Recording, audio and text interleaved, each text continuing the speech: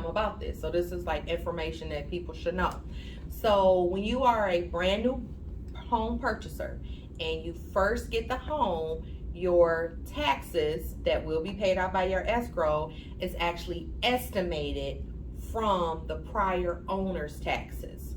So let's say if I was a prior owner and I was only paying $3,000 per year for the taxes, but Jamie becomes a new owner, hers will be reassessed after the first year she owns the home. Well, and it's tied to purchase price, right? Correct. So if you got the house in 2008 for $200,000, yep, and Jamie bought the house in 2021 for $310,000, right? Taxes are a percentage of the value of the home. Yep. So as that keeps going up, that assessment's going to knock you out. And that's what the thing is, how it can be offset. And it's something, it's called a shortage, just like basically what it says. It's like your escrow account is actually short now.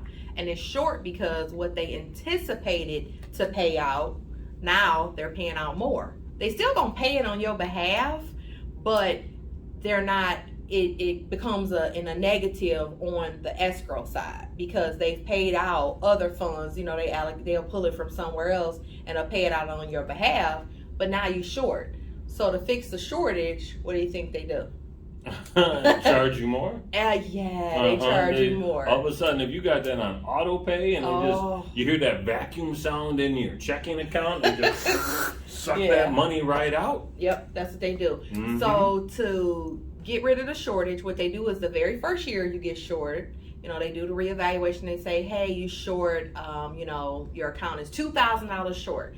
It's $2,000 short because the original payment that they paid out is actually $1,000 short. And what they have to do is make up the difference and start deducting the right amount. So next year it won't be that negative $1,000. So the very first year you actually doubling up to get caught up. Wow, so they hit you hard. They hit you hard the first year. Okay. That's bad. So the following year, how much ever they increase, you can cut that in half. And that's the true increase. That's the true value of the increase, which you won't see until the second year. Okay, well that's good to know. That's good, but the only problem is like the very first year that it happens, the client thinks that their lender did something. The lender didn't do anything. The insurance company didn't do anything. We get so many calls all the time like, oh, my escrow is short. My insurance must have went up $1 million. And we be like, ma'am, it went up $8.47 from last year. All right. So, and I can help them, guide them through it. Sometimes I even show them how they can pull their taxes up online. People are amazed. They be like, oh my God, I didn't even see that. And just to kind of see that comparison. What I like to do, I thought that too. So I live in West Bloomfield, and I thought, because there were a lot of clients we have a big base of our clients in West Bloomfield, and everybody kept saying, all the taxes were high this year, taxes. So I went back and I did like a real reanalyzation. I looked back on the last 4 years I paid taxes, and I kind of looked at it.